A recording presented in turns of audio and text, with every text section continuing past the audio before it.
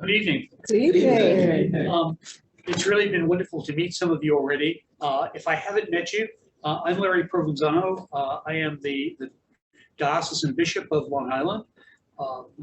As I was sharing with some of you, I have the joy of always telling guests and visitors to our diocese that in the 155-year history of our diocese, I am the first native-born bishop.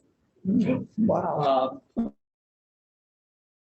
I was born and raised in Brooklyn, spent most of my ministry in Massachusetts. I was in the Diocese of Western Massachusetts for most of my ministry in the church until I was called home to become the 8th bishop of this diocese. And so I'm grateful that you all have come to Long Island.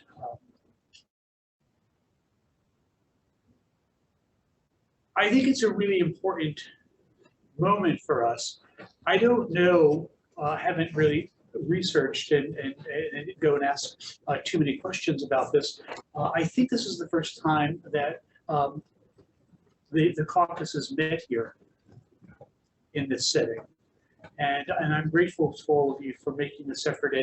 And as I looked at what's going to happen all day tomorrow and into Friday, the inclusion of so many of the ministries that are part of the life of this very diverse diocese is very important to us, that they'll get to share what is happening in the life of our diocese. And so, again, grateful to all of you for coming and being a part of this. And I look forward to all the activities that will happen tomorrow, and then our celebrating the Eucharist in the Cathedral of the Incarnation tomorrow evening. If you don't know some of these stats, I'm going to tell you them, and then I will yield the floor, as it were. It is still true that, although not in the Anglican community, but at least in the Episcopal Church, we are the most diverse diocese in the country. Liturgy is celebrated in our diocese in 13 different languages on Sunday mornings, mostly because of Queens. If you speak to the Bishop of New York anytime soon, tell him that you met the Bishop of New York City. And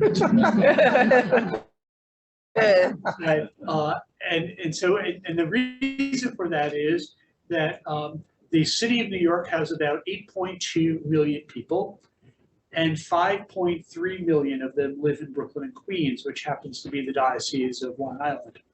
And so we always have this conversation about who's the Bishop of New York City. It's kind of fun. But we are a diocese that stretches from the Brooklyn Bridge to Montauk Point. Presently, there are 137 congregations in what I'd like to call a straight line of about 180 miles. And we serve a population of 7.2 million people. And I think that's important. It is a really important thing for me as bishop to say to anyone who visits our diocese. On Sunday morning, there are roughly 50,000 Episcopalians who worship in our churches. But our ministry field is about 7.2 million people who occupy Brooklyn, Queens, Nassau, and Suffolk, and Fisher's Island off the coast of Connecticut. Our parishes have, as part of their mission strategy, an understanding that what we're doing is serving God's people in those neighborhoods and community. Whereas I say to the clergy all the time, I don't really care about how many people are sitting in the pews on Sunday. I really care about the impact of your congregation in the neighborhood and community you're serving. They'll come to church if they know we're being the church. If we're being the church, people will come to church. And that really has to be what our ministry is, serving God's mission in the world. I'm very proud of what is happening in this diocese. We're not running out of people. We tend at times to be struggling around making sure we plug all the holes in terms of clergy. But I think we actually have enough clergy to cover all of our parishes and all of our needs. In the last 5 years, the average age of a priest in this diocese has dropped by 20 years. And when the clericus is together, our clericus is very young and very active and very engaged in the life of the communities that they serve. And they represent a diverse picture of the life of the church moving forward, rather than just the way we used to be. So I'm going to be around the entire time you're here and interacting at various times. I'm really very grateful that you've come to Long Island, and I welcome you. My staff, there are 54 people on the staff of this diocese. If there is something you need, they will make sure you have it. And we mean that sincerely. I know some of you staying at the Econo Large, you're traveling back and forth. Don't go without something. If you're here, ask for what you need, and somebody will make sure that you have what you need. We'd like you to be comfortable while you're here and actually focus on what you're doing. Anyone who's staying at Walker House, know that the accommodations are great. It's the best breakfast in town. It's all homemade by the staff of Walker House. And I'll end with telling you, I was just telling Byron why it is named Walker House. When we decided to have a guest house in proximity to our campus here, everyone came up with names. Well, it should be called Cathedral House. It should be called just the guest house. They wanted to name it after some saint.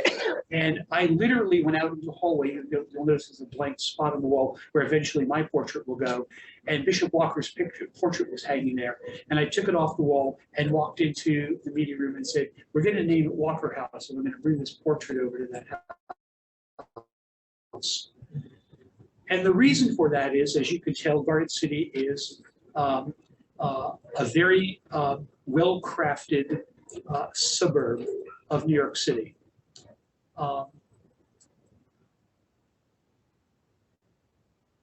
Walker House is named after Bishop Walker because of all the bishops of this diocese, he was the one bishop as a Black man who was not shown hospitality by this community.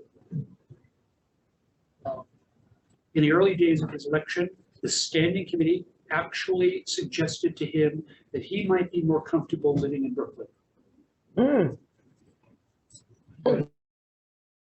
He lived here in Garden City the way every bishop of Long Island has since Bishop Littlejohn in the 1860s.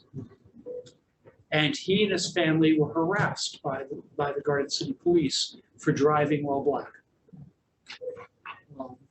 And so it was a no-brainer for us to designate the place where we would offer hospitality to God's people in a place named after him.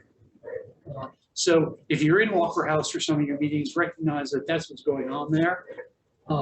We try to utilize that for all kinds of reasons and purposes, and to have people understand the hospitality of our diocese. So again, welcome to the Diocese of Long Island, and know that we're really honored to be hosting the Urban Caucus here at the Mercer School of Theology.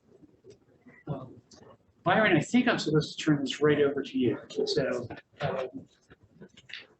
thank you. Thank you.